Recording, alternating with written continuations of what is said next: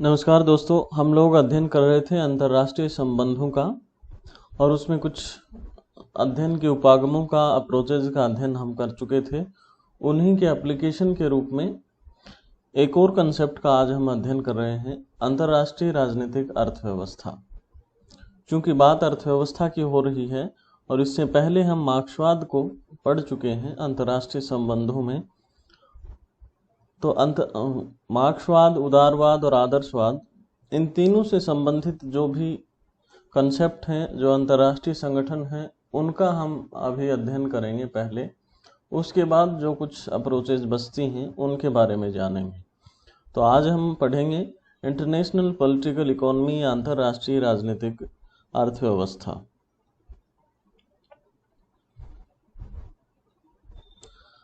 अंतर्राष्ट्रीय राजनीतिक अर्थव्यवस्था को समझने के लिए हमें ज़रूरी है कि हम दुनिया के आर्थिक इतिहास का, कि दुनिया में अर्थव्यवस्था का विकास किस प्रकार से हुआ है, उसकी एक झलक लेनी, यानी कि हम आधुनिक विश्व इतिहास का एक आर्थिक नज़रिया यदि समझ लेंगे तो हमें आसानी होगी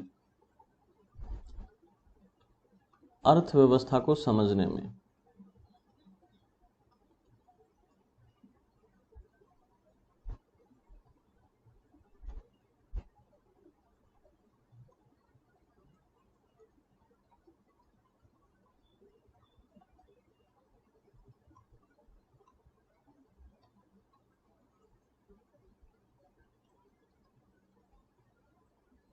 यदि हम बात करते हैं लगभग 15वीं सदी के अंत या 16वीं सदी के प्रारंभ की, तो पश्चिमी यूरोप में कुछ साहसी लोगों ने विभिन्न समुद्री मार्गों की व्यापार के लिए खोज करनी शुरू कर दी थी। यूरोप में पुनर्जागरण का समय था। तो उस समय जो विचारधारा वहाँ प्रभावी हुई, या जो अर्थव्यवस्था का जो स्वरूप वहाँ प्रभावी हुआ, वह था वणिकवाद। इसे मर्केंटलिज्म भी कहा जाता है।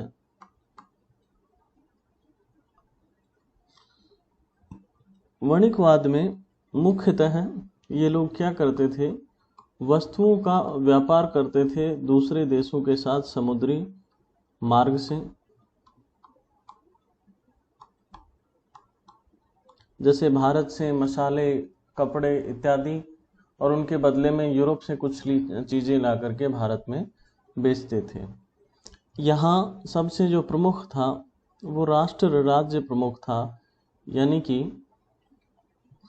गैर राष्ट्रीयकर्ता जैसी कोई चीज़ नहीं थी और निजी क्षेत्र का भी कम ही महत्व था। यानी व्यापार के लिए राष्ट्र राज्य प्रमुख था।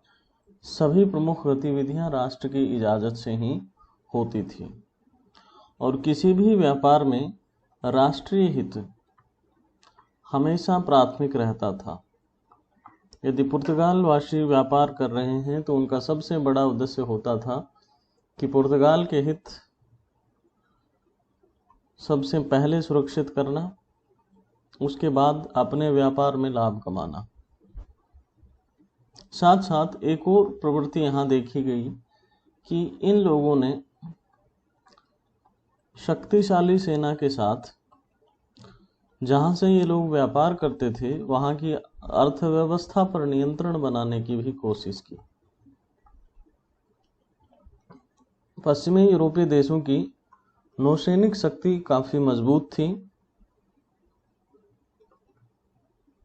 इस वजह से ये अपने इरादों में काफ़ी हद तक कामयाब भी हुए और स्थानीय स्तर पर, जैसे भारत में भी कुछ तटीय इलाकों में इन्होंने प्रभुत्व की शुरुआत कर दी थी। अर्थव्यवस्था पर नियंत्रण से ये अपने मनमानी शर्तों पर व्यापार कर सकते थे और स्थानीय राजाओं पर निर्भर होने की ज़रूरत नहीं होती। साथ ही साथ एक और अप्रोच जो था वो ये था कि ये लोग जिन देशों में व्यापार करते थे वहाँ से तो चीज़ों को निर्यात करते थे बिना किसी शुल्क के, यानी अपनी चीज़ें बिना किसी शुल्क के, लेकिन वहाँ से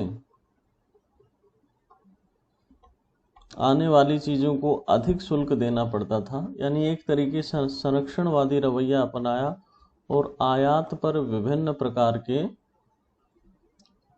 शुल्क लगाए।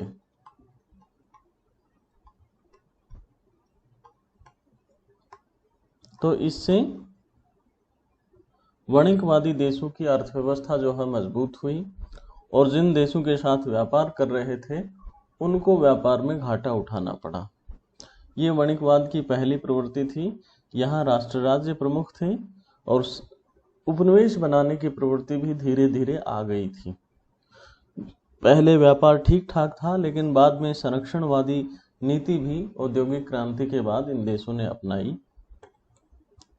अब आगे चलते हैं। ये सब चलता रहा, लेकिन जब 1930 तक ये चीज़ें चलती रही, 1930 की मंदी जब आई तो ऐसा लगने लगा कि वाणिज्यवाद का जो विचार है वो ज़्यादा नहीं चलेगा और 1930 की मंदी में लोगों ने महसूस किया कि हमें उदारवादी आर्थिक प्रणाली को अपना लेना चाहिए। तो 1930 में जो चीज़ सबसे तेजी से उभरी उसे कहा गया उदारवाद या पूंजीवाद।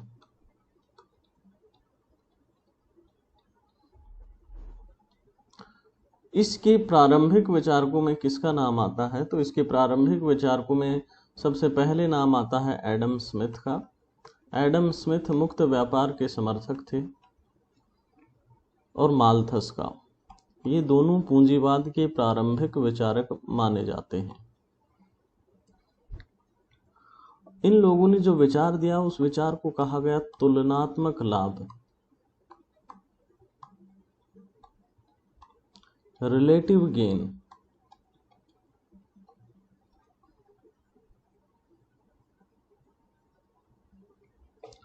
तुलनात्मक लाभ का मतलब क्या हुआ कि हम किसी देश से व्यापार करें तो संरक्षणवादी नीतियों को छोड़कर हमें जो है मुक्त व्यापार करना चाहिए।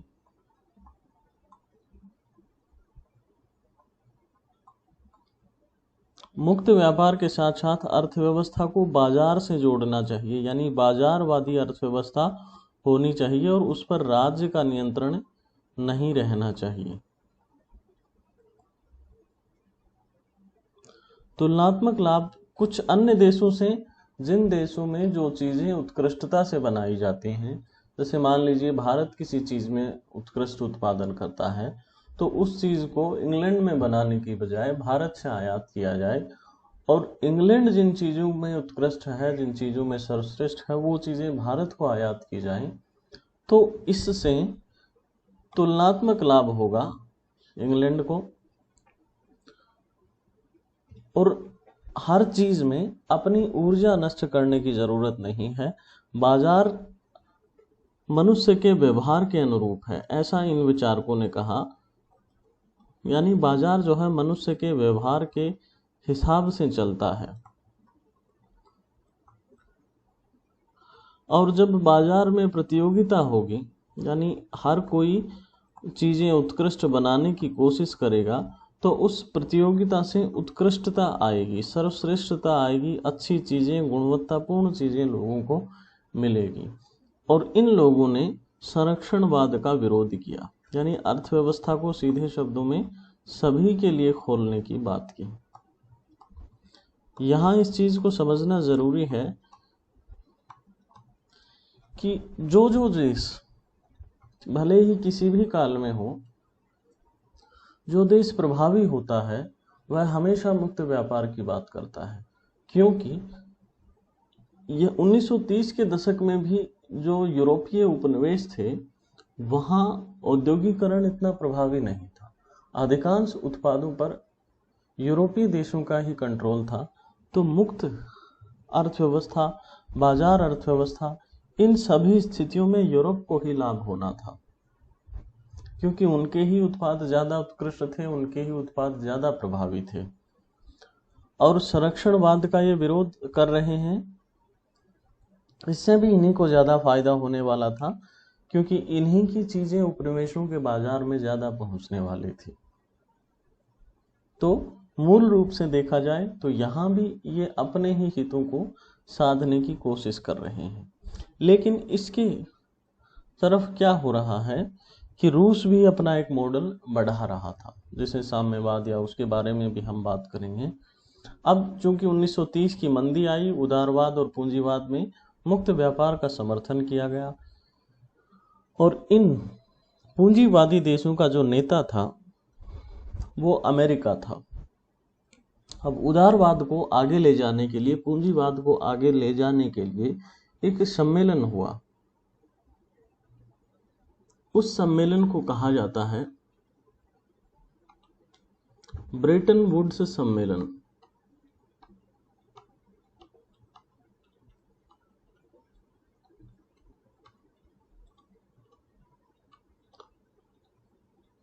ब्रेटन वुड्स सम्मेलन कहाँ हुआ?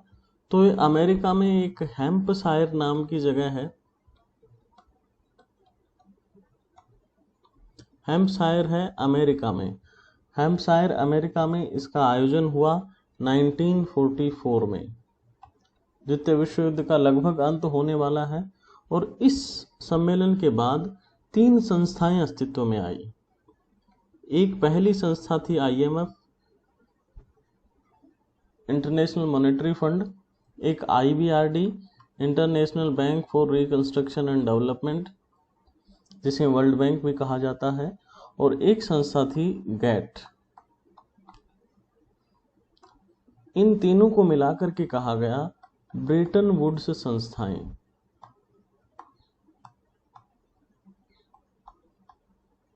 ये क्या काम करती थी, इसे काम को हम जरा समझ लेते हैं।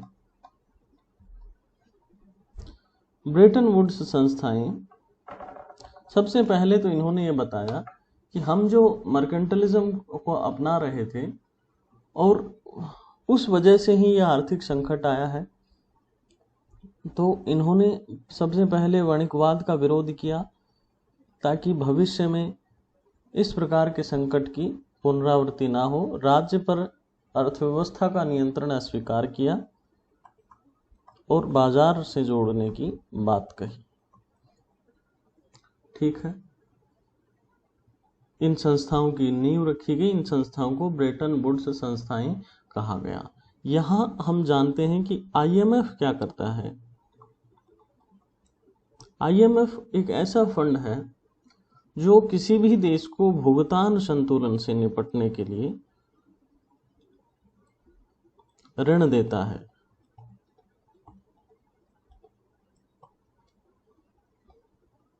भुगतान संतुलन के लिए ऋण उपलब्ध कराता है। भुगतान संतुलन का मतलब हुआ, जैसे भारत कोई चीज विदेश से आयात करता है, तो उन सभी देशों को जो भुगतान करते हैं हम, वो रुपए में ना करके एक प्रचलित अंतर्राष्ट्रीय मुद्रा में, जो आज या उस समय भी अमेरिकी डॉलर था या पाउंड था उस समय, उसमें किया जाता था। तो किसी देश के पास वो प्रचलित अंतर्राष्ट्रीय मुद्रा कोष, अंतर्राष्ट्रीय मुद्रा जो है वो पर्याप्त मात्रा में नहीं होती है, तब उसके सामने भुगतान का संकट पैदा हो जाता है कि बाहर से जो सामान आयात किया जा रहा है उसके लिए भुगतान कैसे करें। तो उस संकट से निपटने के लिए IMF ऋण देता है। ठीक है, लेकिन जब ये ऋण देता है तो बहुत सी शर्तें भी ला देता है। ऐसा ही संकट भारत में 1991 में पैदा हुआ था। तब हमने IMF से लोन किया था, हमें अपनी अर्थव्यवस्था को खोलना पड़ा था। इसके बाद जो संस्था है, उस संस्था का नाम है IBRD, international bank for reconstruction and development. इसे विश्व बैंक भी कहा जाता है। ये देशों को आर्थिक सहायता उपलब्ध कराता है दीर्घकालिक, यानी दीर्घकालिक का मतलब विकास के लिए आर्थिक सहायता उपलब्ध कराता है वर्ल्ड बैंक। ये सहायता अल्पकालिक होती है। IMF वाली अल्पकाल में ही भुगतान संतुलन से निपटने के लिए दिया जाता है। IBRD की सहायता जो है लंबे समय के लिए होती है। अब यहाँ इसके गठन का प्रारूप समझें तो आईबीआरडी का गठन मूलतः क्यों किया गया था। द्वितीय विश्व युद्ध के बाद के समय को देखें तो लगभग यूरोप जो है, पश्चिमी यूरोप तहस नहस हो गया था, तो उसके पुनर्निर्माण की जरूरत थी। तो मूलतः उन देशों को ऋण उपलब्ध कराने के लिए बैंक गठित हुआ था। हालांकि बाद में इसने सबको ऋण देना शुरू कर दिया, लेकिन मूल गठन का कारण यही था, यूरोप का पुनर्निर्माण किया जाए। तीसरी संस्था गैट, गैट यानी कि general agreement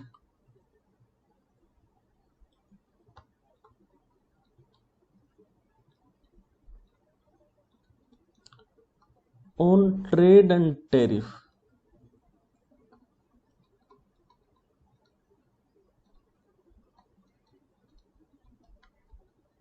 general agreement of trade and tariff यानी कि ये जो है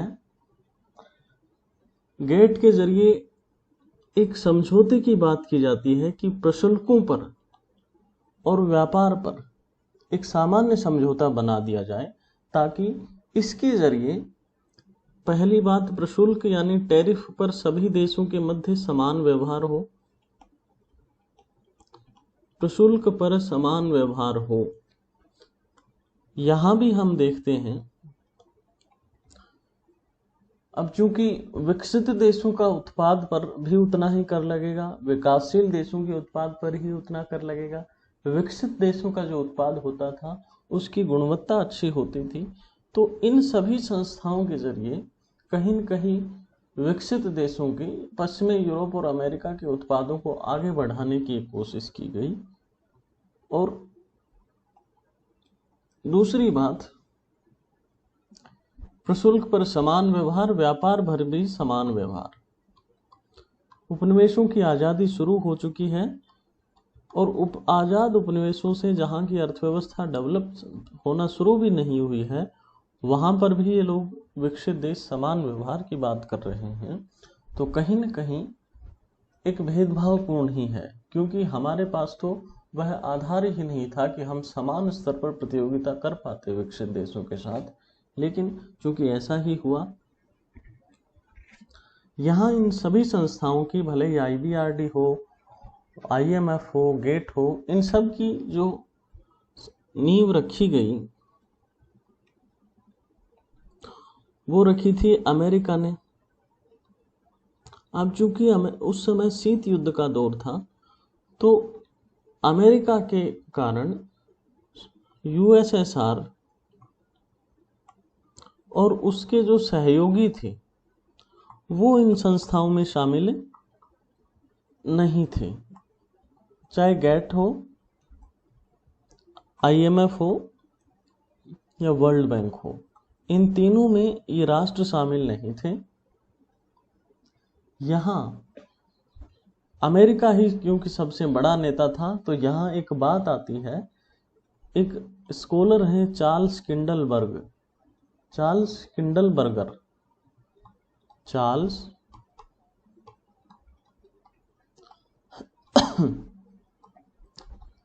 किंडलबर्गर ने अमेरिका द्वारा इन स्थापित संस्थाओं में अमेरिकी प्रभुत्व को ध्यान में रखते उन्होंने कहा कि ये जो स्थापना हुई है इन संस्थाओं की, आईएमएफ की, आईबीआरडी की या गेट की, ये एक महाशक्ति के बिना संभव नहीं थी।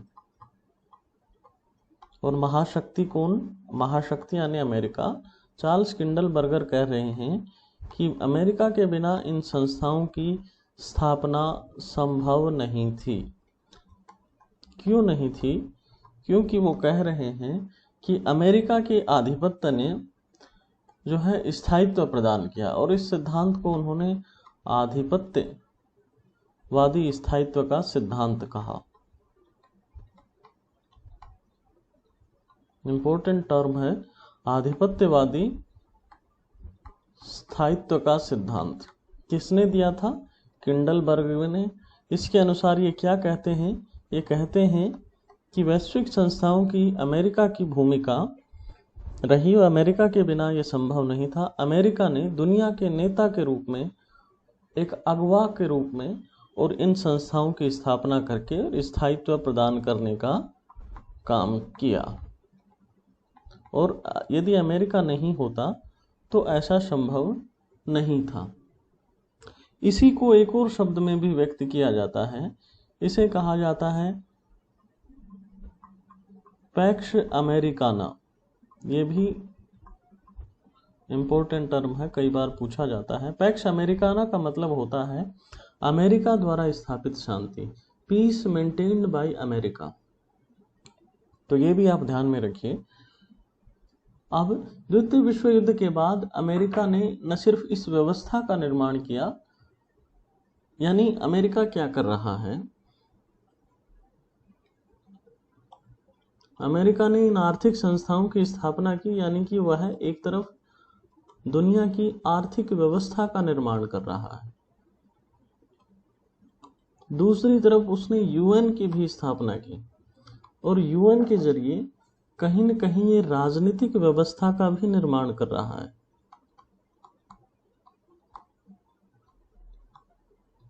राजनीतिक व्यवस्था का निर्माण कर रहा है, यानी कि अर्थव्यवस्था और राजव्यवस्था दुनिया में एक ऑर्डर बनाने की कोशिश कर रहा है। दुनिया का नेता बन करके दुनिया में वर्ल्ड गवर्नमेंट जैसी स्थिति पैदा करने की कोशिश अमेरिका कर रहा है। ये प्रवृत्ति हमने देखी। हालांकि 70 के दशक में थोड़ी बहुत अमेरिका को जरूरत महसूस हुई कि हाँ, अकेला मैं नहीं चल सकता, कुछ सहयोगी राष्ट्रों की जरूरत होगी। इसलिए 1975 में अमेरिका ने दुनिया के 7 प्रमुख विकसित राष्ट्रों के साथ G7 की स्थापना की।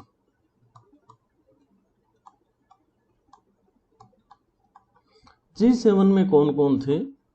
तो G7 में कनाडा था। दुनिया की 7 सबसे बड़ी अर्थव्यवस्थाएं हैं। यूएस तो था ही सबसे पहले, फिर कनाडा। जर्मनी का भी द्वितीय विश्व युद्ध के बाद शक्तिशाली उभार हो चुका था, उसकी अर्थव्यवस्था रिकवर हो गई थी। जर्मनी और ब्रिटेन,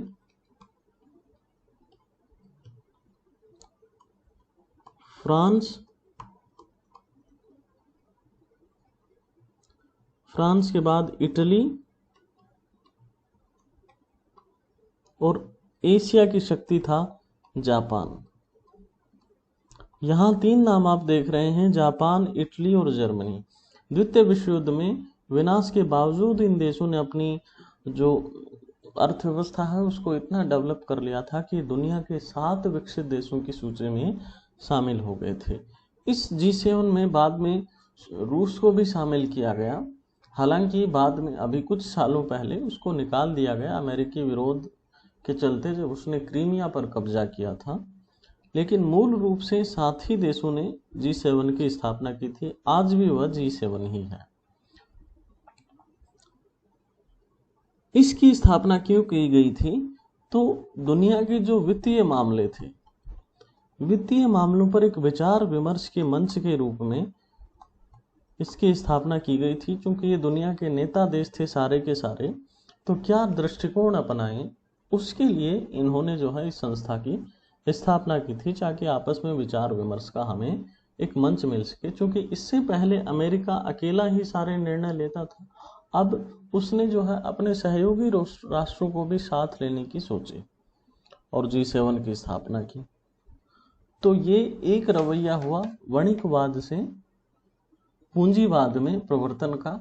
यहाँ राजनीतिक अर्थव्यवस्था में एक और प्रवृत्ति हमने देखी जो डिस्कस नहीं की है, और वो है मार्क्सवादी दृष्टिकोण। तो हम समझते हैं कि राजनीतिक अर्थव्यवस्था का मार्क्सवादी रवैया क्या कहता था।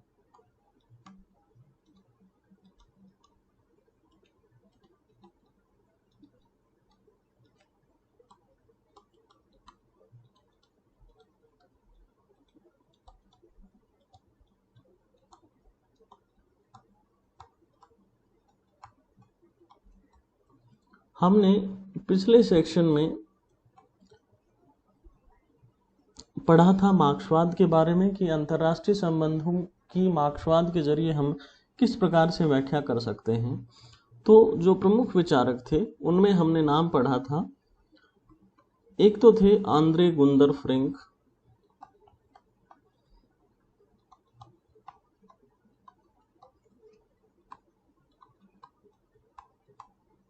और दूसरे थे सामीर अमीन।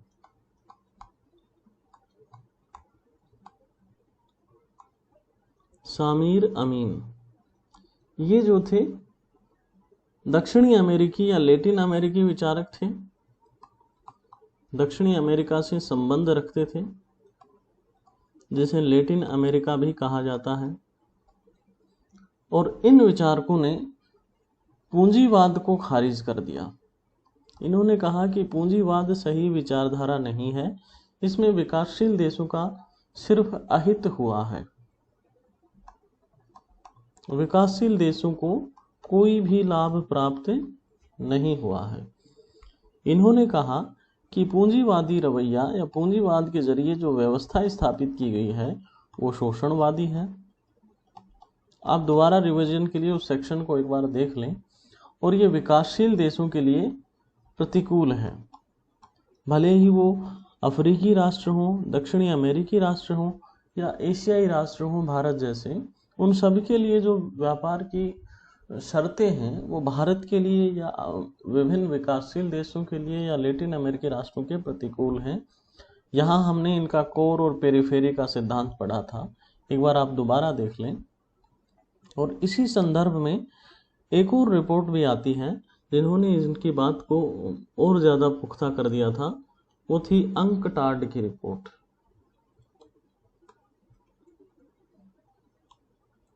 United Nations conference on trade and development.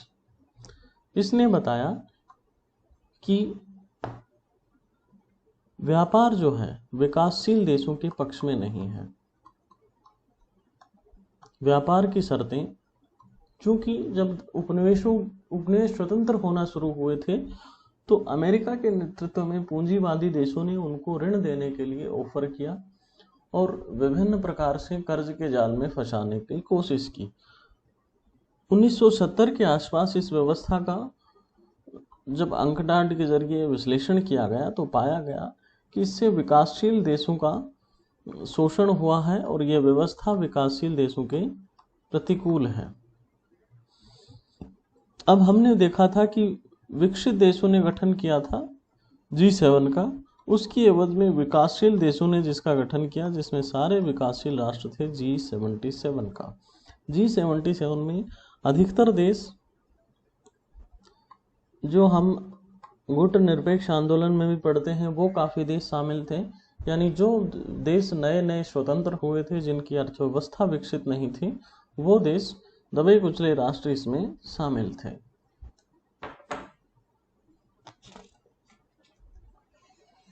यहाँ एक और नई थ्योरी इन लोगों ने बताई कि पूंजीवाद के जरिए अमेरिका के नेतृत्व में नव उपनिवेशवाद का प्रसार हो रहा है।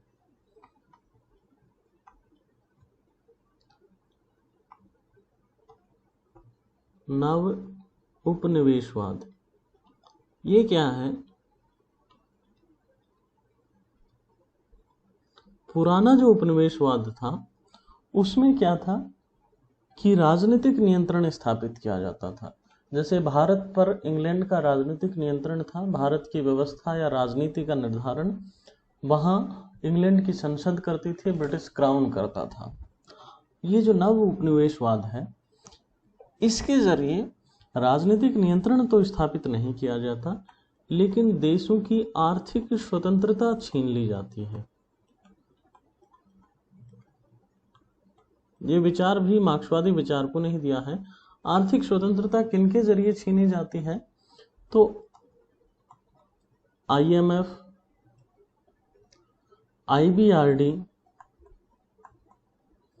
IBRD के बाद GATT जो बाद में WTO के रूप में विकसित होगा। तो ये तीनों संस्थाओं को मार्क्सवादी जो है पूंजीवादी संस्थाएं मानते हैं।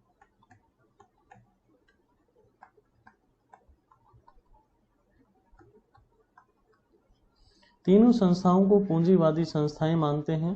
साथ ही साथ ये कहते हैं कि नव उपनिवेशवाद क्यों है, क्योंकि दुनिया की अधिकतर तकनीक पर पूंजीवादी देशों का नियंत्रण है। पूंजीवादी देशों का अधिकतर टेक्नोलॉजी पर नियंत्रण है। उदाहरण के लिए यदि आप देखते हैं, आप जीपीएस यूज करते हैं, आप सब्जी लेने जाते हैं, उसका डेटा भी गूगल के पास चला जाता है। फेसबुक यूज करते हैं, आपकी सारी गोपनीय जानकारी मार्क जकरबर्ग के पास चली जाती है। इसी प्रकार स्पेस टेक्नोलॉजी हम देखते हैं तो अमेरिका ने अपने उपग्रहों के जाल के जरिए दुनिया के चप्पे चप्पे पर वो जो है निगाह रख सकता है। ऐसा 24-25 उपग्रहों का ऐसा जाल उसने बिछा रखा है। परमाणु तकनीक, अधिकांश परमाणु तकनीक विकसित देशों के पास है। और इसी प्रकार चिकित्सा की भी अधिकतर तकनीक, अधिकतर पेटेंट इन्हीं लोगों के पास है। यानी तकनीक पर पूंजीवादी देशों का नियंत्रण है। साथ ही साथ इन देशों की जो एमएनसी हैं, चूंकि बड़ी एमएनसी विकसित देशों से ही संबंध रखती हैं और इन्होंने विकासशील देशों के प्राकृतिक संसाधनों का दोहन किया है। मुक्त व्यापार के नाम पर ये उन देशों में प्रविष्ट हो जाती हैं और वहाँ के प्राकृतिक संसाधनों का दोहन करती हैं। जैसे मान लें अफ्रीका में सबसे ज़्यादा प्राकृतिक संसाधन और दुनिया का सबसे गरीब महाद्वीप अफ्रीका है। वहाँ यूरोप और अमेरिका की बहुराष्ट्रीय कंपनियां कार्यरत हैं, लेकिन उससे जो मुनाफा होता है वो कंपनियां अपने ही देशों में ले जाती हैं। अफ्रीका में उसका कोई प्रभाव नहीं पड़ता, वहां से निरंतर निकासी हो रही है। इसी प्रकार भारत में भी प्राकृतिक संसाधनों की कमी नहीं है। एक तरफ यदि देखें तो झारखंड प्राकृतिक संसाधनों में, खनिज के मामले में सबसे संपन्न राज्य है, लेकिन उसका फायदा कुछ पूंजीपति ले जाते हैं और झारखंड को इसका फायदा नहीं होता। यानी स्थानीय स्तर पर फायदा होने की बजाय वहां जो मुनाफा होता है वह बाहर चला जाता है। यही ये लोग कहना चाहते हैं। आगे मार्क्सवादी कह रहे हैं कि आईएमएफ जो है, आईएमएफ अल्पकालिक ऋण या भुगतान संतुलन के लिए निकट ऋण उपलब्ध कराने की बात करता है। उस पर यूएस का नियंत्रण है, अमेरिका का नियंत्रण है और अमेरिका के नियंत्रण की वजह से इसकी कुछ शर्तें हैं, कुछ शर्तों पर ही ये ऋण देता है। और वो शर्तें क्या हैं? शर्तें ये सबसे पहले 1980 के दशक में लागू की गई और इन शर्तों को नाम दिया गया संरचनात्मक समायोजन कार्यक्रम।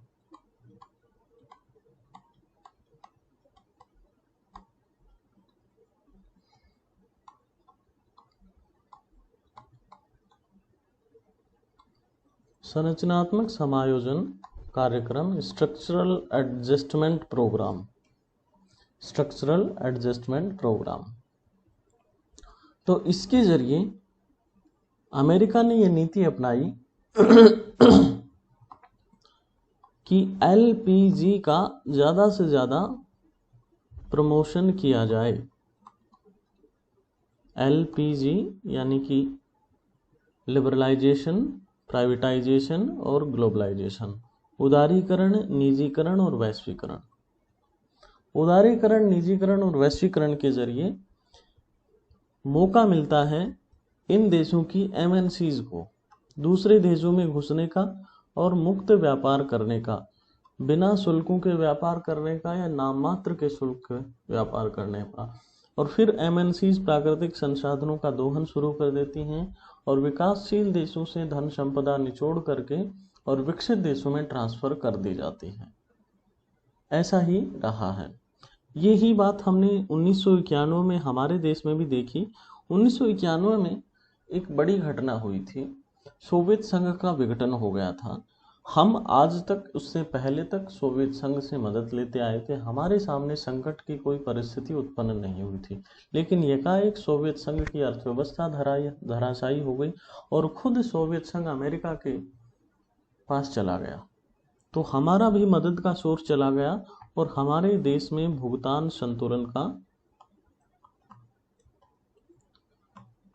संतुलन का संकट आ गया। हमारे पास केवल कुछ ही दिन का भुगतान करने का पैसा बचा हुआ था।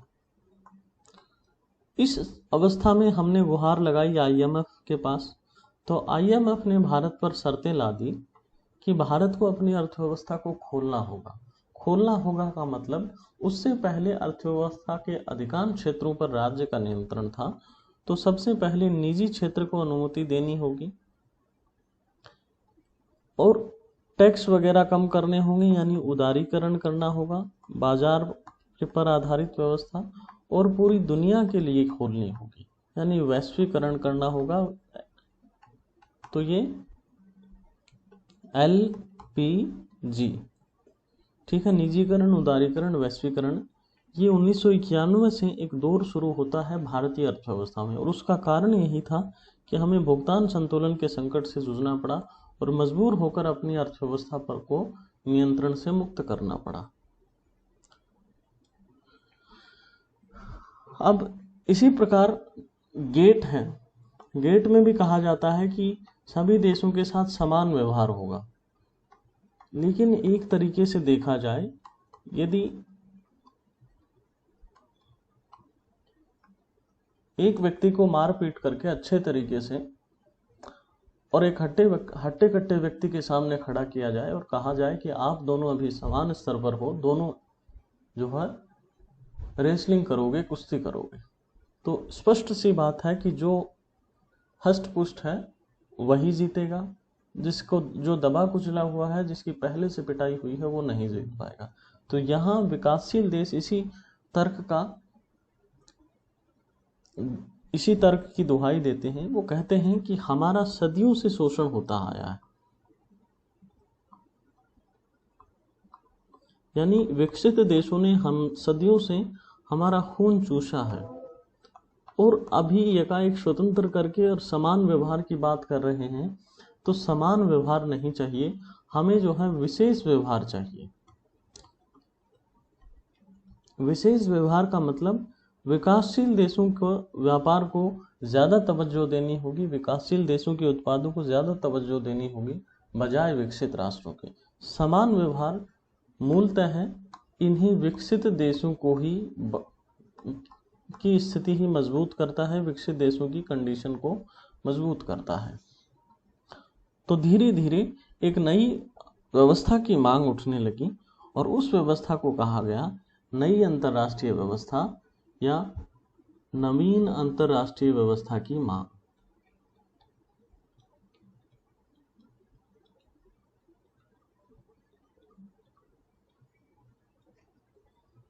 नवीन अंतर्राष्ट्रीय आर्थिक व्यवस्था की मांग।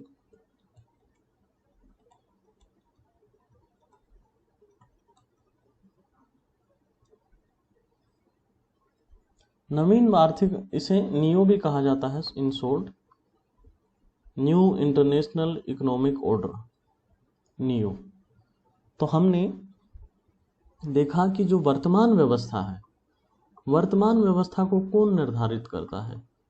वर्तमान व्यवस्था को निर्धारित करते हैं जो ब्रेटन वुड्स संस्थाएं हैं। ब्रेटन वुड्स संस्थाएं कौन सी हैं? ब्रेटन वुड्स संस्थाओं में आता है IMF, ब्रेटन वुड्स संस्थाओं में आता है IBRD और ब्रेटन वुड्स संस्थाओं में है GATT। ये तीन संस्थाएं हैं। और अब जिस व्यवस्था की मांग उठ रही है, उस व्यवस्था में कहा जा रहा है या कहा गया, ये शीत युद्ध से पहले की स्थिति की बात हम कर रहे हैं, 80 के दशक में ये मांग उठने लगी थी और इस मांग में ये कहा गया कि IMF को, GATT को और IBRD को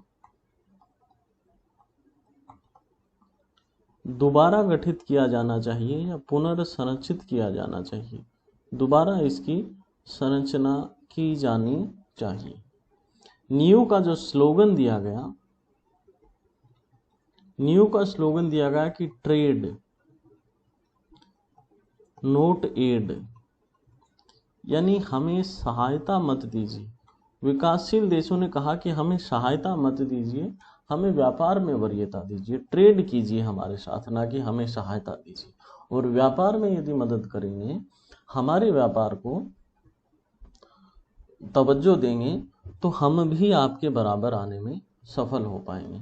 नियो में बात की गई कि फ्री ट्रेड की बात मत कीजिए, और फ्री ट्रेड की जगह जिसकी बात होनी चाहिए वो फेयर ट्रेड की होनी चाहिए। फेयर ट्रेड का मतलब कि विकसित देशों ने सदियों तक विकासशील देशों का शोषण किया है, और अब ये मुक्त व्यापार की बात कर रहे हैं, तो मुक्त व्यापार में मूलतः विकसित देशों को ही लाभ होना है। इसलिए शर्तों को इस प्रकार से समायोजित किया जाए कि विकासशील देशों को भी बराबरी का मौका मिले। अगली बात इन्होंने कही, इन्होंने कहा कि एमएनसी जो है प्राकृतिक संसाधनों का दोहन करती हैं और कोई जवाबदेही नहीं होती, इसलिए प्राकृतिक संसाधनों पर उसी देश का नियंत्रण होना चाहिए। यानी इन्होंने मांग की प्राकृतिक संसाधनों पर नियंत्रण की। जिस एमएनसी को किसी क्षेत्र का, किसी माइनिंग का ठेका दे दिया जाता है, वो वहां मनमाना व्यवहार करती है, तो ये मांग भी उठी। साथ ही साथ एमएनसीज पर नियंत्रण की मांग भी की गई। यानी इन कंपनियों के व्यवहार को नियंत्रित करने वाली कोई चीज नहीं है। यदि उदाहरण के रूप में देखें तो यूनियन कार्बाइड एक कंपनी थी। यूनियन कार्बाइड का कारखाना था भोपाल में, वहां से गैस का रिसाव हुआ और काफी संख्या में लोग मारे गए। यूनियन कार्बाइड पर कोई कार्रवाई नहीं की जा सकी और वो कंपनी देश से भाग गई अपना सामान समेट करके, किसी को कोई सजा नहीं हुई। यानी इन एमएनसीज पर नियंत्रण का अभाव है और इस नियंत्रण के अभाव को दूर किया जाना चाहिए। नियो की मांग को पूर्ण करने के लिए, नियो यानी कि न्यू इंटरनेशनल इकोनॉमिक ऑर्डर, इसकी मांग को पूरी करने के लिए दो रणनीतियां अपनाई गई। एक तो उत्तर दक्षिण सहयोग, उत्तर दक्षिण संवाद, उत्तर दक्षिण नॉर्थ साउथ डायलॉग, और एक दक्षिण दक्षिण सहयोग, दक्षिण दक्षिण सहयोग। अधिकांश जो विकसित राष्ट्र हैं वो हमारे जो पूरा पृथ्वी ग्रह है उसके उत्तरी गोलार्ध में स्थित हैं। यानी भूमध्य रेखा से उत्तर दिशा में अधिकांश विकसित देश स्थित हैं, एक यदि ऑस्ट्रेलिया को छोड़ दें। और अधिकांश विकासशील राष्ट्र अफ्रीका, दक्षिण अमेरिका इत्यादि जो है स्थित हैं दक्षिण दिशा में। तो उत्तर दक्षिण संवाद के जरिए नई अंतर्राष्ट्रीय आर्थिक व्यवस्था की मांग की गई और साथ ही साथ दक्षिण दक्षिण यानी विकासशील देशों का भी आपस में सहयोग हो। ये है विकसित तथा विकासशील देशों में बातचीत, और ये विकासशील देशों में सहयोग। इनके जरिए नई आर्थिक व्यवस्था को प्राप्त करने की बात की गई। इसके बाद क्या हुआ कि अब चूंकि यहाँ तक तो दुनिया दो धड़ों में विभाजित थी, एक धड़ा मार्क्सवादी था या साम्यवादी था, दूसरा धड़ा था वो पूंजीवादी था। अब एक बड़ी परिघटना होती है और सोवियत संघ का विघटन हो जाता है। उसके बाद जो नई अंतर्राष्ट्रीय राजनीतिक अर्थव्यवस्था बनती है उसका स्वरूप हम देखते हैं कि वहाँ क्या होता है। तो हम देखेंगे शीत युद्धोत्तर यानी शीत युद्ध के बाद अंतर्राष्ट्रीय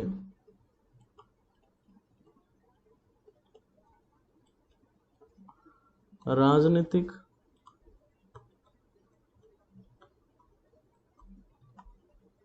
आर्थिक व्यवस्था।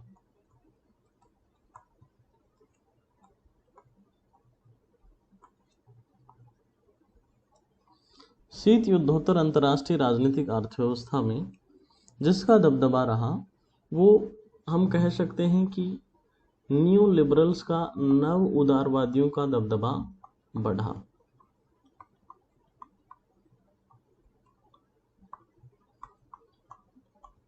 क्योंकि मार्क्सवाद का तो एक तरीके से मार्क्सवाद पर उदारवाद की विजय हो गई थी, और उदारवाद में जो विचारधारा प्रमुखता से चल रही थी वो नव उदारवाद था। यानी कि सोवियत संघ था पहले, सोवियत संघ का विघटन हो गया। सोवियत संघ का विघटन होने से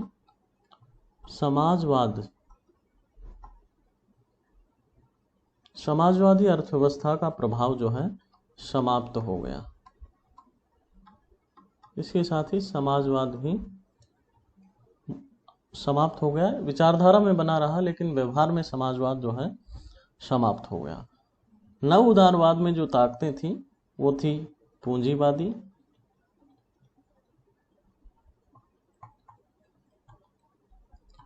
और बाजारवादी। तो हम कह सकते हैं कि शीत युद्ध में पूंजीवादी तथा बाजारवादी ताकतों की विजय हुई। ये जो है समाजवाद से अपना ज़्यादा प्रभाव बढ़ाने में सफल रहे।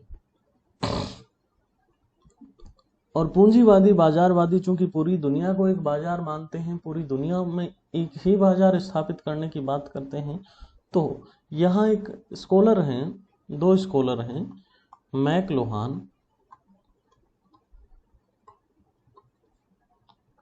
मैकलुहान और ओहोमे। मैकलुहान और ओहोमे ने इस व्यवस्था पर टिप्पणी करते हुए कहा कि अब दुनिया जो है दो धड़ों में नहीं रही, बल्कि एक ही भूमंडलीकृत हो गई। दुनिया एक गांव की तरह हो गई, भूमंडलीकृत हो गई। अब विश्व भूमंडलीकृत हो गया है, ऐसा मैकलुहान और ओहोमे ने कहा।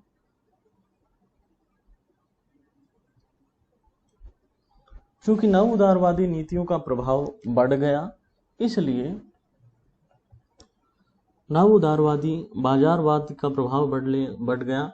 अब बाजारवाद में क्या होता था कि कोई उत्पाद एक देश में बन रहा है, जैसे भारत मान लीजिए कृषि उत्पादों में श्रेष्ठ है, तो कृषि उत्पाद भारत से निर्यात हो रहे हैं, और चीन मैन्युफैक्चरिंग गुड्स में, विनिर्मित उत्पाद में, उसमें भी खासकर इलेक्ट्रॉनिक्स आइटम्स में श्रेष्ठ है, तो इलेक्ट्रॉनिक आइटम्स वहां से आयात हो रहे हैं। इसी प्रकार कोई अन्य देश किसी अन्य चीज में, जैसे जर्मनी ऑटोमोबाइल में श्रेष्ठ है, वहाँ की गाड़ियाँ काफ़ी अच्छी होती, तो वहाँ से गाड़ियों का आयात हो रहा है। तो इस प्रकार से जो स्थिति उत्पन्न हुई उसे कहा गया आर्थिक अंतर्निर्भरता की स्थिति, इकोनॉमिक इंटरडिपेंडेंस।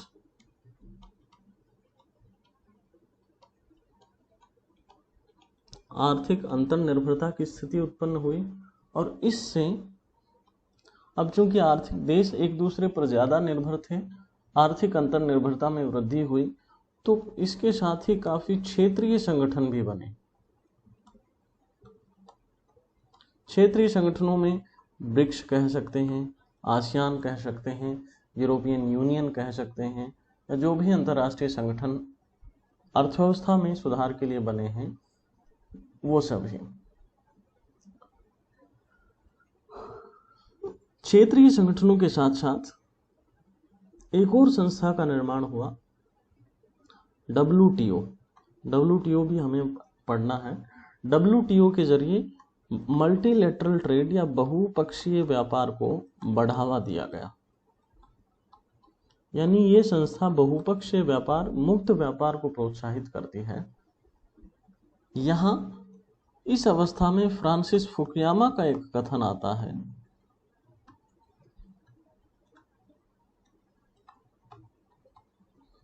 और फ्रांसिस फुकुयामा कहते हैं कि ये इतिहास का अंत हो गया है।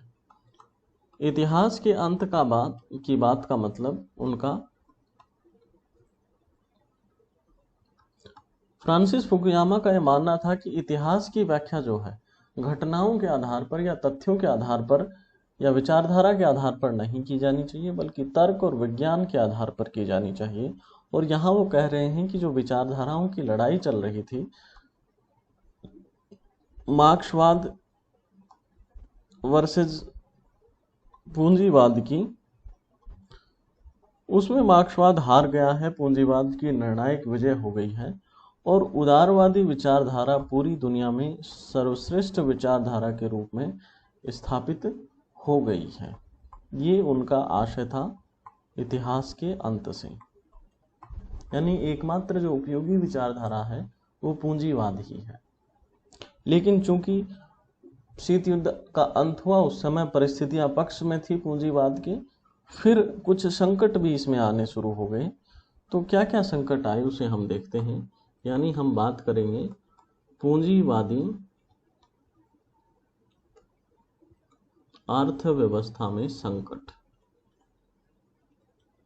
अभी तक हम विश्व इतिहास, आर्थिक इतिहास की ही बात कर रहे हैं, कैसे कैसे अर्थव्यवस्था डेवलप होती जा रही है। उसके बाद WTO पर आएंगे। तो अभी पूंजीवादी अर्थव्यवस्था पर संकट कैसे आया उसकी बात कर रहे हैं। पूंजीवादी अर्थव्यवस्था में संकट सबसे पहले हमने देखा कि 2008 में जो घटना हुई वो थी वैश्विक मंदी की।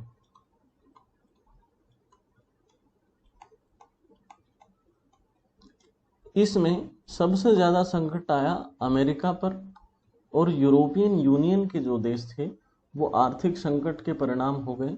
और चूंकि इन देशों में आर्थिक संकट आया, इसलिए मांग उठने लगी कि भूमंडलीकरण का विरोध किया जाए। यानी कि आर्थिक संकट में वही देश भूमंडलीकरण का विरोध करने लगे जिन्होंने इसकी वकालत की थी।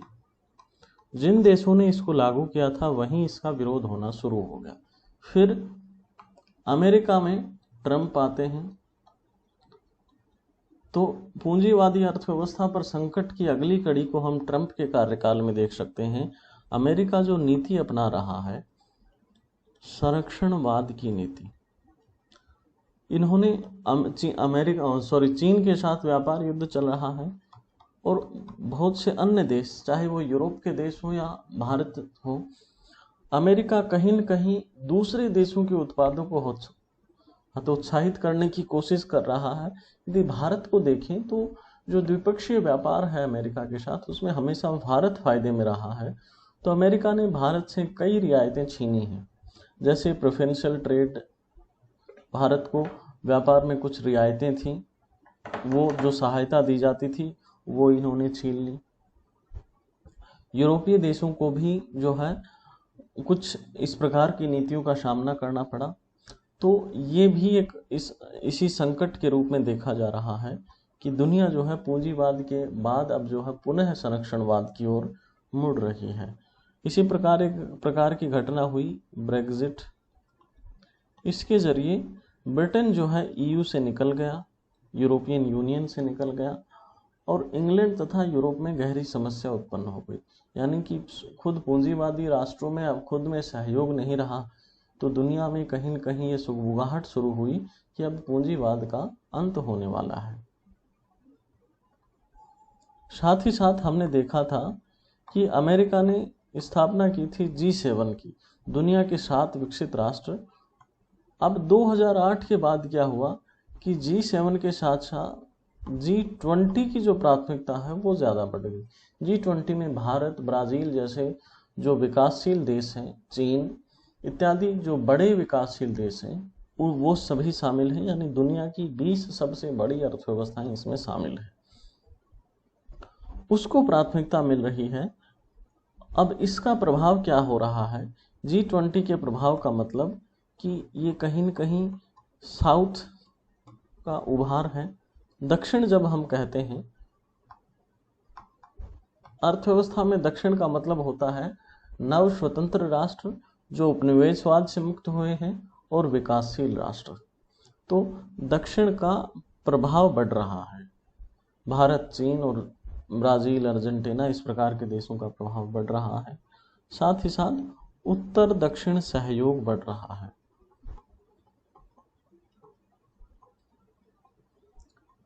उत्तर दक्षिण सहयोग का मतलब विकसित और विकासशील देशों में सहयोग बढ़ रहा है और कहीं न कहीं न्यू वर्ल्ड ऑर्डर की स्थापना हो रही है। दुनिया में जो व्यवस्था है उसका क्रम निर्धारण, कौन ज़्यादा श्रेष्ठ है, कौन ज़्यादा शक्तिशाली है, इसका नए सिरे से निर्धारण हो रहा है। और दुनिया में सबसे ज़्यादा प्रधानता जिस जोन की थी वो था यूरो अटलांटिक, यानी अटलांटिक महासागर के ऊपर वाले हिस्से के, एक तरफ नॉर्थ अमेरिका है, एक तरफ पश्चिमी यूरोप है। तो वो अटलांटिक महासागर के देशों का प्रभुत्व था, वो प्रभुत्व कहीं न कहीं अब कम होता जा रहा है और वो एशिया की तरफ या हिंद महासागर की तरफ शिफ्ट हो रहा है। ठीक है, ये कुछ नई बातें हैं, यानी पूंजीवादी अर्थव्यवस्था पर संकट के कुछ बिंदुओं को हमने समझा। अब थोड़ा सा ओवरव्यू हम ले लेते हैं, एक दो आर्थिक संगठनों का। उसमें सबसे पहले हम बात करते हैं ब्रिक्स की, कि ये किस प्रकार व्यवस्था निर्धारण में अपना सहयोग दे रहा है। ब्रिक्स शब्द का सबसे पहले इस्तेमाल जो है किसने किया? जिम ओ नील ने। जिम ओ नील।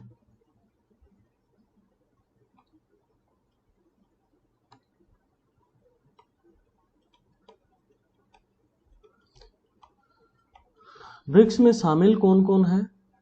तो ब्रिक्स में बी से ब्राजील, आर से रूस, आई से इंडिया यानी भारत, सी से चीन और एस से साउथ अफ्रीका यानी कि दक्षिण अफ्रीका। तो ये 5 राष्ट्र शामिल हैं।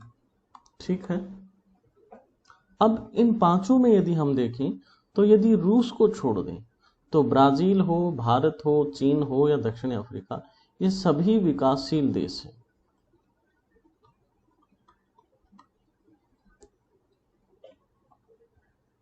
ठीक है, अब ये कहा जा रहा है कि जो स्थान G7 का था, G7 के देशों की अर्थव्यवस्था दुनिया में सबसे बड़ी थी, तो जो स्थान G7 का था उसकी जगह धीरे धीरे ब्रिक्स लेता जा रहा है। ब्रिक्स के देशों की प्रधानता बढ़ रही है, यानी भारत और चीन जनसंख्या में अधिक बड़े हैं और अर्थव्यवस्था भी इनकी काफ़ी बढ़ती जा रही है। इसी प्रकार ब्राज़ील और साउथ अफ्रीका, रूस तो पहले से विकसित देश है, तो इनका जो है प्रभाव बढ़ता जा रहा है। आने वाले दिनों में कहा जा रहा है कि G7 से ज़्यादा बड़ी अर्थव्यवस्था ब्रिक्स देशों की होगी। साथ ही साथ ये जो मंच है ये साउथ साउथ कोऑपरेशन का मंच है।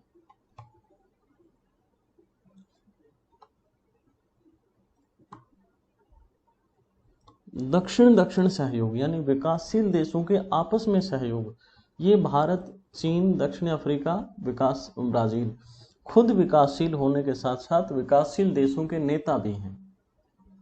तो कहीं न कहीं पूरे विकासशील देशों का सहयोग इसमें बढ़ता जा रहा है। और ब्रेटन वुड्स संस्थाओं ने हमने देखा वर्ल्ड बैंक, लेकिन वर्ल्ड बैंक से सहायता लेने में काफ़ी शर्तों का पालन करना पड़ता था। यहाँ ब्रिक्स देशों ने एक नए बैंक की स्थापना की है जिसे कहा जाता है न्यू डेवलपमेंट बैंक।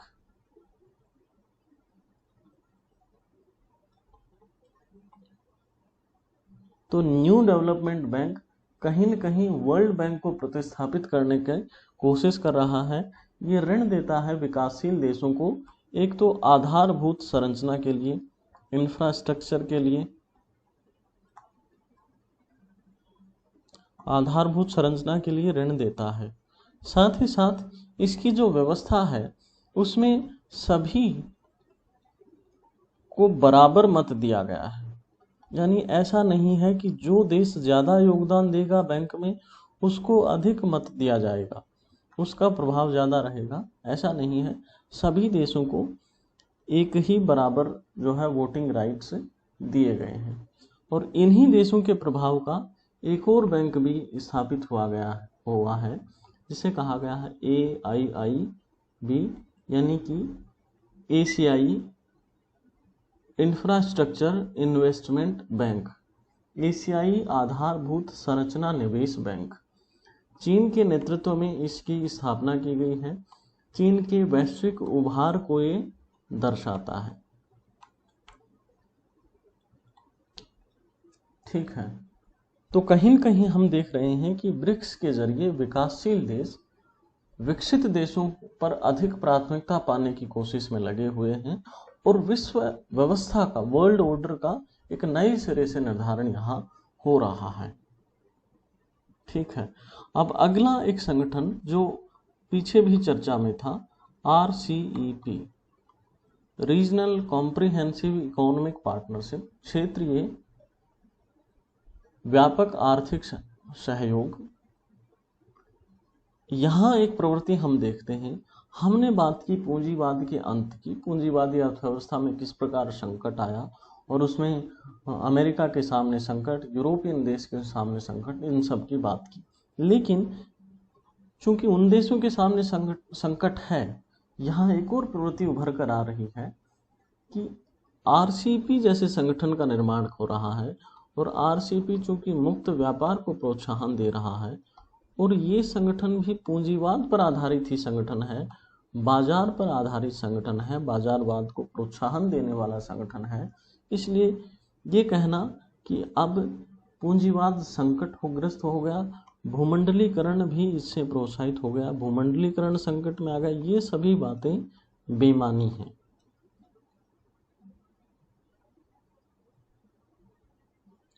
अब RCEP के जरिए ये साबित हो रहा है कि आर्थिक शक्ति का केंद्र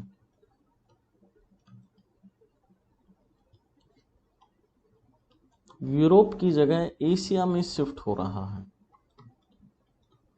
यूरोप और अमेरिका की जगह एशिया में प्रतिस्थापित हो रहा है, एशिया में शिफ्ट हो रहा है।